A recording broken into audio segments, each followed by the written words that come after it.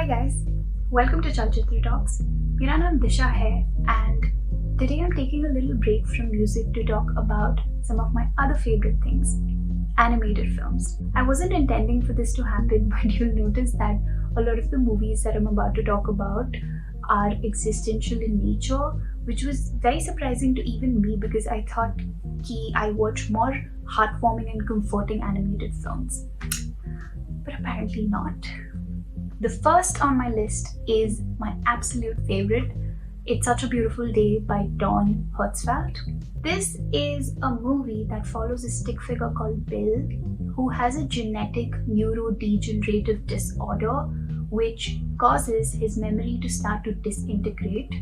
And the film follows along as Bill starts to lose his memories of people, places and things, and his health starts becoming progressively worse. This movie is a rumination on identity, family, loneliness, and mostly the nagging fear of death.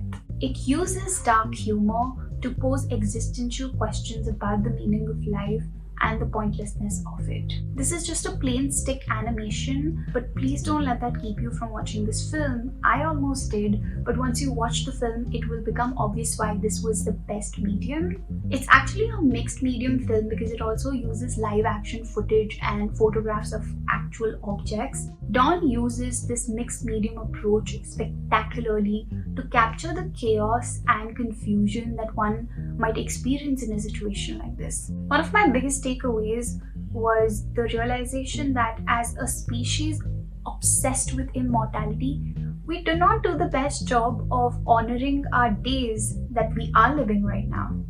We want a long life, but we don't want to live it. मुझे इस ending से आनंद film की याद आई, and specifically the dialogue, जिंदगी बड़ी होनी चाहिए, लंबी नहीं. Next on my list is Waking Life by Richard Linklater. This is a movie about a man caught in a lucid dream wherein he comes across various interesting people and has very intriguing conversations with them in an attempt to find an answer to some of the most important questions of life. These conversations are about free will, politics, existentialism, the theory of evolution, afterlife, and he's having these conversations with philosophers, musicians, tour guides, and so on. This movie is popular as an altered state of mind type of a film, mostly because of its conversations and its stunning visuals. Do not go into this film thinking that it is an advanced philosophical debate, because it is not.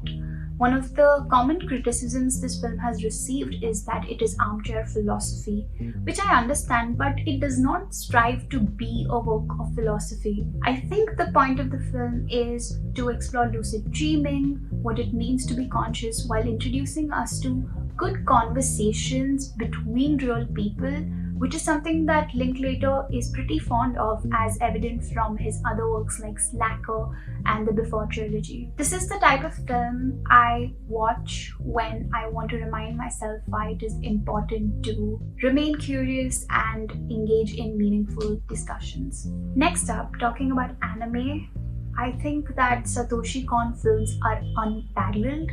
He is one of my favorite anime directors. One of my favorite films by him is called Tokyo Godfathers. This film features a homeless trio of an alcoholic, a teenage runaway, and a former drag queen who find an abandoned newborn baby while rummaging through trash on Christmas Eve. This movie is about them embarking on an adventure to return that baby to its parents with whatever little clues that they have. This is a highly entertaining, funny, and heartwarming film. It tackles very heavy topics of family abandonment, postpartum depression, homophobia, abuse, without letting the seriousness of them get in the way of comedy. The characters of this film are very well written and evolve immensely only in the course of 60 minutes. My other favorite film is Perfect Blue. Perfect Blue is a psychological thriller about this pop singer who quits her singing career to pursue acting And as she's making this career and identity transition, she starts getting stalked by this obsessed fan and haunted by what seems like a ghost of who she used to be. All of this causes her to lose a grip on reality. The central theme of this film is the clash that occurs between two identities. This movie contains plot twist after plot twist and is successful in evoking this intense sense of paranoia. It is said that Black Swan is heavily inspired by this film, and there is a scene in Requiem for a Dream that is entirely recreated from this film, so you can say that Aronofsky is a fan. The thing about both these movies is that they feel like a roller coaster. The plot moves very slowly in the beginning, but the minute it starts picking up momentum, it starts spiraling out of control and does not stop until the very end of the film. These two are my favorites by him, but you should also check out his other work, Paprika and The Millennium Actress. The next film I want to talk about is Mind Game by Masaki Yuasa. This is a feel-good movie about this wimpy, awkward, aspiring manga artist who has a near-death experience which causes him to reassess his entire life and lead the rest of it adventurously and bravely. The plot of this movie explores the theme of live life to the fullest, which is nothing new, but the approach they take to do this is pretty innovative. I did not include this movie so much for the plot, but for the stunning visuals it has. This film uses an assortment of animation methods and art styles like rotoscoping, CGI, live action, watercolors, pencil sketch like animation, and so on. It's one of the weirdest and trippiest films I have ever seen.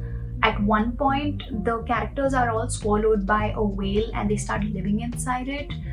So you definitely don't need to decode the meaning of it, but just let Yuasa take you on a crazy journey. Finally, no video about animated films would be complete without a mention of Miyazaki films. काफी लोगों को already पता होगा, इसीलिए I'm not going to go into details, but I want to say that my favorite films are Whisper of the Heart, Cat Returns, and Kiki's Delivery Service.